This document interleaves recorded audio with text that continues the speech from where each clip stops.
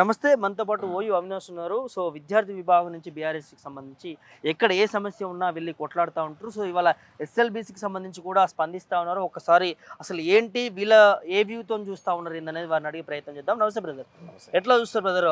6 రోజుల నుంచి కూడా ఒక చర్చగా మారుతా ఉంది. 8 మంది ప్రాణాలు టనెల్‌లో ఇరుక్కుపోయినటువంటి పరిస్థితి. ఏం చెప్తారు? అంటే మన తెలంగాణ రాష్ట్రంలో ఈ కాంగ్రెస్ పార్టీ అధికారంలోకి వచ్చినప్పటి నుంచి కూడా ఎట్లయితే తెలంగాణ రాష్ట్రంలో ఉన్నటువంటి ఎట్లయితే ఇది ఒక అంటే ఒక దరిద్రం మీద పడేలా ఉన్నది. అంటే గతంలోనే ఈ 2006లో తీసుకున్నటువంటి ఎస్ఎల్బీసీ ప్రాజెక్ట్ అనేది కేవలం అప్పుడున్నటువంటి ఉమ్మడి జిల్లాలో ఉన్నటువంటి మంత్రులు గారు కేవలం మాకు ఎక్కడ అయితే కమిషన్లు వస్తాయని చెప్పేసి ఒక ప్రాజెక్ట్ మొదలుపెట్టారు తప్ప దీనివల్ల ఉపయోగం కూడా ఏం లేదు. ఈ ఎస్ఎల్బీసీ ప్రాజెక్ట్ అనేది ముందుకు పోతుందా లేదా ఫెయిల్ అయితే అంటే ముందే తెలుసు వీళ్ళకి. అంటే ఎస్ఎల్బీసీ ప్రాజెక్ట్ వల్ల అప్పుడు అధికారంలో ఉన్నటువంటి ఉమ్మడి జిల్లా మంత్రులు కాంగ్రెస్ పార్టీకి సంబంధించిన మంత్రులు వాళ్ళకి జోబులు నింపుకోవాలని చెప్పి తీసుకున్నటువంటి ప్రాజెక్ట్ తప్ప ఇది ముందే తెలుసు వాళ్ళందరూ కూడా ఇది ఫెయిల్ అవుతుంది, ముందుకు పోదని చెప్పేసి కూడా ఆ యొక్క ప్రాజెక్ట్ తీసుకోవడం జరిగింది. ఈ యొక్క కాంగ్రెస్ పార్టీ అధికారంలోకి పోగాని తర్వాత కేసీఆర్ గారు వచ్చిన తర్వాత ఈ యొక్క అసెంబ్లీ సాక్షిగా కేసీఆర్ గారు ఏం చెప్పారంటే ఎస్ఎల్బీసీ ప్రాజెక్ట్ అనేది కూడా ముందుకు పోదు వెనకకు రాదని చెప్పేసి క్లియర్ కట్గా ఒక పవర్ పాయింట్ ఒక ప్రజెంటేషన్ ద్వారా ఈ యొక్క తెలంగాణ ప్రజల కింద వివరించడం జరిగింది. అంటే ఈ యొక్క నిన్న మొన్న ఉత్తమ్ కుమార్ గారు మాట్లాడుకుంటూ ఏమంటున్నాడంటే ఈ కేసీఆర్ గారు అధికారంలో వచ్చినప్పటి నుంచి కూడా ఒక్క మీటర్ కూడా తీయాలని చెప్పేసి ఒక అబద్ధ ప్రచారం చేస్తూ ఉన్నాడు ఉత్తమ్ కుమార్ రెడ్డి గారు మీ రాజకీయ పబ్బం గడపడం కోసము ఏదో ఇష్టానుసారంగా మాట్లాడితే కాదు.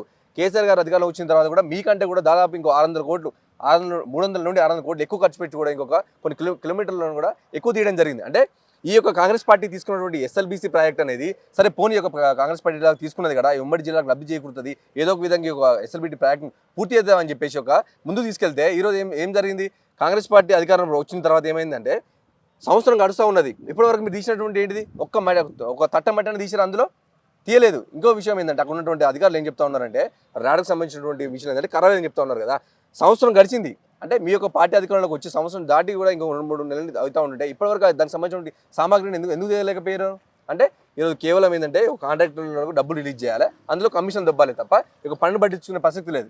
ఇంకో విషయం ఏంటంటే నిన్న ఎస్ఎల్బీసీ ప్రాజెక్టుల దగ్గర పరిస్థితులను చూసినట్లయితే హరీష్ రావు కావచ్చు, ఆర్ఎస్ ప్రేమ్ కుమార్ గారు కావచ్చు, ఉమ్మడి జిల్లాకు సంబంధించినటువంటి జైశెట్టి గారు మాజీ మంత్రులు కావచ్చు అక్కడికి వెళ్ళారు. ఆ యొక్క వర్కర్లు ఏమంటారంటే వాళ్ళు మాట్లాడుకుంటే ఏమంటారంటే మేము గత 2 రోజుల ముందే వీళ్ళకి ఇన్ఫర్మేషన్ ఇచ్చాము, వీళ్ళకు అక్కడ ఉన్నటువంటి పరిస్థితులను వివరించాము, అక్కడ పరిస్థితి ఎలా ఉందంటే ఊట గారుతా ఉన్నది, అక్కడ ఉన్నటువంటి మట్టి పిల్లలు పడతా ఉన్నాయని చెప్పేసి ఇన్ఫర్మేషన్ అందిస్తే ఒక అధికారులు పట్టించుకోకుండా ఇప్పుడు ఉన్నటువంటి అధికారులు ఏమంటున్నారంటే మాకు పై నుండి ప్రేయర్ ఉంది, ఎక్కడ నుండి ప్రేయర్ ఉందని మీకు అంటే ఒక రేవంత్ రెడ్డి గారి యొక్క ప్రభుత్వం మీకు డబ్బులు రావాలి, ఖజానా నిండాలి, వీళ్ళకి జోవులు నింపాలని చెప్పేసి ఈ యొక్క డబ్బులు నీళ్ళను కేటాయించాలి కాబట్టి తీసుకెళ్ళిరా. అంటే వాళ్ళ యొక్క గత 3 రోజుల ముందు ఎవరైతే వర్కర్లు ఎవరైతే ఉన్నారో వాళ్ళు చెప్తా ఉన్నారు మేము వెళ్ళొద్దని చెప్పినాము, అయినా సరే అధికారులు ప్రజల వలన పనిచేసిన వర్కర్లు వెళ్ళని చెప్తున్నారు కదా, ఎందుకు ఇంత అవసరం ఏమున్నది? అంటే ఆల్రెడీ అక్కడ ఉన్న పరిస్థితులు నువ్వు వెళ్ళి చూసినావా? అంటే ఇంకో విషయం ఏంటంటే అక్కడ మేము నిన్న వెళ్ళి చూసినట్లయితే హెలికాప్టర్లు గాలి మోటార్కి సంబంధించిన ఏంటంటే పార్కింగ్ చేసి ఉన్నాయి. అంటే ఓన్లీ సీఎం మాత్రం తిరుగుతాడా, మేము తిరగొద్దా గాలి మోటార్లు అని చెప్పేసి ఏంటంటే ఒక దాదాపు 8 మంది వర్కర్ల యొక్క వాళ్ళ జీవితాలు అక్కడ ప్రాణాల యొక్క పణంగా పెట్టి అక్కడ వాళ్ళ జీవితాలు బతుకుతలేదు తెలిసిన పరిస్థితిలో ఉంటుంది. ఏంటంటే అక్కడ హెలికాప్టర్ అనేది పార్క్ చేసి ఉన్నాయి. అంటే కేవలం ఏంటంటే ఆ రోజు జరిగినటువంటి ఇష్యూ తర్వాత మధ్యాహ్నం గడిచింది, సాయంత్రం అయింది, అప్పుడు ఉత్తమ్ కుమార్ రెడ్డి గారు ఆ యొక్క సంబంధించిన హెలికాప్టర్లో బయలుదేరి అక్కడికి వచ్చిండు. తప్ప ఏమైందంటే మళ్ళీ ఏమైంది అక్కడికి వచ్చి కేవలం ఏంటంటే మీరు రాకపోతే ఏమనుకుంటున్నారో, ప్రతిపక్షాలు మమ్మల్ని ఏమంటాయో అంటే గత ప్రభుత్వం ఉన్నటువంటి వ్యక్తులు మళ్ళీ విమర్శిస్తారని చెప్పేసి కేవలం ఈరోజు ఏదో పేరుకు అక్కడికి వెళ్ళి ఉన్నారు తప్ప వాళ్ళు చేసినట్టు ఏం లేదు. ఇదైపోయిన తర్వాత నిన్న మనకు 2 వీడియో చూస్తున్నాం, 2 ఫోటోలు చూసినాం. ఏంటంటే 8 మంది వర్కర్లు అక్కడ ప్రాణాలతో కొట్టుమిట్లాడుతూ ఉంటాయి. నిన్న ఫిష్ ఫ్రైలు అంటే కొర్రమీను ఫ్రైలు, చికెన్ ఫ్రైలు చేసుకొని భోజనం చేస్తూ ఉన్నారు.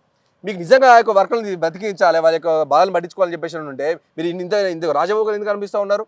అంటే నీ కార్లో నువ్వు అక్కడ ప్రయాణం చేయలేవా? ఒక పక్క ఇంకో విషయం ఏంటంటే గతంలో చూసినట్లయితే ఎక్కడ చిన్న ఇన్సిడెంట్ జరిగిన ఇప్పుడున్నటువంటి ముఖ్యమంత్రి రేవంత్ రెడ్డి గారు వారి రాజకీయ లబ్ధి కోసము గత ప్రభుత్వాన్ని ఏదైతే విమర్శించే విధంగా వారి స్థాయి దిగజార్చే విధంగా కొట్లాడింది కదా, ఇప్పుడు ఎందుకు సీఎం గారు టైం దొరుకుతలేదా? అంటే 8 మంది ప్రాణాలు గాల్లో ఉన్నట్టు కూడా ఇప్పుడు వాళ్ళు బతకలేదు తెలిసినప్పుడు ఇప్పటివరకు కూడా సీఎం రేవంత్ రెడ్డి గారు ఒక రివ్యూ మీటింగ్ ఏర్పాటు చేయడు, వాళ్ళకు సంబంధించిన ఆ యొక్క ప్రాంతానికి వెళ్ళాడు. అంటే దేని సంకేతం?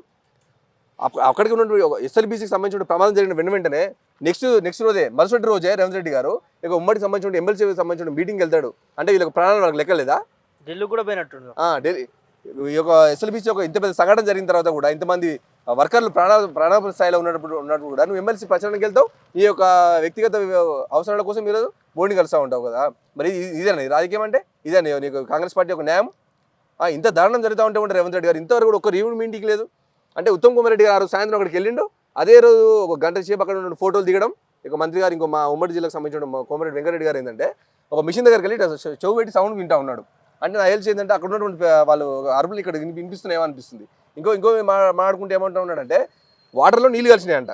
అంటే ఇంత గమ్మత అంటే ప్రజలు ఏంటంటే బయటి రాష్ట్రాల నుంచి ఇక్కడ వరకు వచ్చి బతుకు దగ్గరకు వస్తే ఇక్కడికి వచ్చి ఏదో 4 పైసలు సంపాదించుకుందాం, ఒక పని చేసుకుందాం అని చెప్పేసి ఇక్కడ దాకా వస్తే అక్కడ ఏమంటున్నాడంటే ఇంతకుముందే మాకు ఫోన్ వచ్చింది, అక్కడ వాటర్లో నీళ్ళు కలిసినాయి. అంటే ఇంత గమ్మత, అంటే ఇంత దారుణమా? అంటే అంతమంది యొక్క ప్రజలకు జీవితాలు చనిపోతుండేది ఉన్నటువంటి అది గమ్మతిగా ఉందా మీకు? ఇప్పటి వరకు కూడా నువ్వు ఒక రివ్యూ మీటింగ్ ఏర్పాటు చేయాలి రేవంత్ రెడ్డి గారు. ఇంత దారుణమా? అసలు ఏం జరుగుతూ ఉన్నది తెలంగాణలో? ఈ యొక్క కాంగ్రెస్ పార్టీ అధికారంలో వచ్చిన మనం చూసుకున్నట్లయితే సుంకిశాల హైదరాబాద్ యొక్క నగరానికి నీళ్ళు అందించిన సుంకిశాలకు సంబంధించినటువంటి రిటైనింగ్ వాళ్ళు కూలింది. దాని తర్వాత ఖమ్మంకు సంబంధించినటువంటి ఒట్టెమ్మకు సంబంధించిన ఆ ప్రాజెక్టు కూలింది. అంటే ఎంతో పంట నష్టం జరిగితే కూడా ఇది ఇంతవరకు కూడా వారి యొక్క పునరావృతం చేయలేదు. అంటే దానికి సంబంధించినటువంటి ప్రాజెక్ట్కి సంబంధించినటువంటి ఎక్విప్మెంట్ చేయడం, లేకపోతే మళ్ళీ ఏమైనా వర్క్ స్టార్ట్ చేయడం, లేకపోతే దానికి సంబంధించినటువంటి నిర్మాణం చేయడం ఇంతవరకు మొదలుపెట్టే అవకాశమే లేదు. అంటే కేవలం ఈరోజు కాంగ్రెస్ పార్టీ ఏంటంటే ఇన్ని రోజులు అధికార దాహం వలన మీ సంచులు నింపుకోవడమేనా ఇలా ప్రజలను కాపాడేట్టు ఉందా అని చెప్పేసి అడుగుతా ఉన్నాను. అంటే ఇవాళ నిజంగానే బీఆర్ఎస్ పార్టీ ప్రజల పక్షాన ఉంటుందా, లేకపోతే రాజకీయం చేస్తూ ఉందని మంత్రులు మాట్లాడుతూ ఉన్నారు కదా. సో నేను హరీష్ రావు వెళ్ళినటువంటి అంశం కూడా సో ఇక్కడికి వచ్చి కేవలం హైడ్రామా చేసిండంటూ కూడా మాట్లాడుతూ ఉన్నారు కదా. అయితే మన ఉత్తమ్ కుమార్ రెడ్డి గారు మాట్లాడుకుంటూ ఏమనంటే వెంకరెడ్డి గారు మాట్లాడుకుంటూ గతంలో పని చేసినటువంటి కేసీఆర్ గారు ఎక్కడ ఉన్నారు అంటే మేము కర్రు పెట్టి కూర్చునే మన ఎడ్లగా నాగలు తుంటుంటే కర్రు పెట్టి కూర్చుతాం కదా, ఇట్లా కూర్చొని మీరు పని చేస్తారా? అంటే మేము గతంలో పనిచేసినటువంటి మా కేసీఆర్ గారు కావచ్చు. నిన్న ఇంకా విషయం ఏంటంటే గతంలో నీటిపాలక శాఖకు సంబంధించినటువంటి శాఖకు మంత్రి పదవి వహించింది కాబట్టి ఆ ఎస్ఎల్బీకి సంబంధించినటువంటి వాళ్ళ యొక్క అనుభవం ఉంటుంది కాబట్టి ఆ యొక్క వాళ్ళకు కొన్ని సందేశాలు ఇద్దని చెప్పేసి అక్కడికి వెళ్తే మీరు ఎందుకు రానియలేదు? అంటే మీరే అన్నారు కదా మాకు సలహా సూచనలు ఇవ్వచ్చు కదా, మాకు దీనికి సంబంధించినటువంటి మీరు ఇన్ని రోజులు అధికారంలో ఉన్నారు కదా అని చెప్తే కేసీఆర్ గారి నేతృత్వంలోనే కేసీఆర్ గారి సూచన మేరకు కదా నిన్న హరీష్ రావు గారు గతంలో పనిచేసినటువంటి నీటి పారుదల శాఖ మంత్రిగా అక్కడికి వెళ్తే మీరు ఎందుకు రానియలేదు? అంటే మాకు తెలుసు అంత ఇంత ఉన్నటువంటి వర్క్ ఎలా ఉంటుంది, అక్కడ సంబంధించినటువంటి స్థితిగతులు ఎలా ఉంటాయి వివరించబోతుంది. ఎందుకు రానియలేదు మీరు ఈరోజు? అంటే భయం అయితే ఉన్నదా? అంటే ఈరోజు కేవలం ఎస్ఎల్బీసీ టన్నుల దగ్గర కూడా కనీసం ఒక మాజీ మంత్రి గారు కానీ ఒక 7 సార్లు ఎమ్మెల్యే చేసిన హరీష్ రావు గారు వారిని ఎందుకు పోనీయలేదు? అంటే మీ యొక్క అక్కడ ఉన్నటువంటి స్థితిగతులను బయట పెడితే మా యొక్క బండారం బయటపడుతుంది, ఇక్కడ ఉన్న పరిస్థితులు బయటపడతాయి అని చెప్పేసి రానియలేదా? దేనికి రానియలేదు? అంటే కేవలం ఈరోజు ఏంటంటే రేవంత్ రెడ్డి గారు ఇంకో విషయం ఏంటంటనా ఈ రాష్ట్రం నుండి కేంద్ర మంత్రికి సంబంధించిన కిషన్ రెడ్డి గారు బండి సంజయ్ గారు ఎక్కడ పోయినండి మీరు? ఎక్కడ వేరు మీరు? ఈరోజు కేవలం మీరు కేసీఆర్ గారికి సంబంధించిన కేటీఆర్ గారు హరీష్ రావు గారు మీద మాట్లాడతారా? ఈరోజు జాతికి సంబంధించినటువంటి రాష్ట్రానికి సంబంధించిన విషయం మీద ఎందుకు మీరు అడగలేరు? కేవలం కేసీఆర్ గారి మీద కేటీఆర్ గారి మీద అవుతారా? ఎక్కడ మీ నోళ్ళు ఎక్కడ పోయినా ఈరోజు మీ మోదీ కలిసి ఇప్పటివరకు మీ పార్టీకి సంబంధించిన ఈ దేశానికి సంబంధించిన ప్రధానమంత్రి ఎందుకు స్పందించలేదు? అంటే ఇంత పెద్ద ఇష్యూ జరిగిన వెంటనే నువ్వు ఎమ్మెల్యేకి సంబంధించిన ఎన్నికలకు వెళ్తావు, తెల్లారి నువ్వు ఢిల్లీకి వెళ్తావు, ఢిల్లీకి ఏం తెచ్చుకొచ్చినావు? ఇన్నిసార్లు వెళ్ళినావు కదా, 36 సార్లు వెళ్ళినావు రేవంత్ రెడ్డి గారు. ఏం చేశారు మీరు? ఈ తెలంగాణ రాష్ట్రం 1 రూపాయలు తీసుకొచ్చినా లేదు.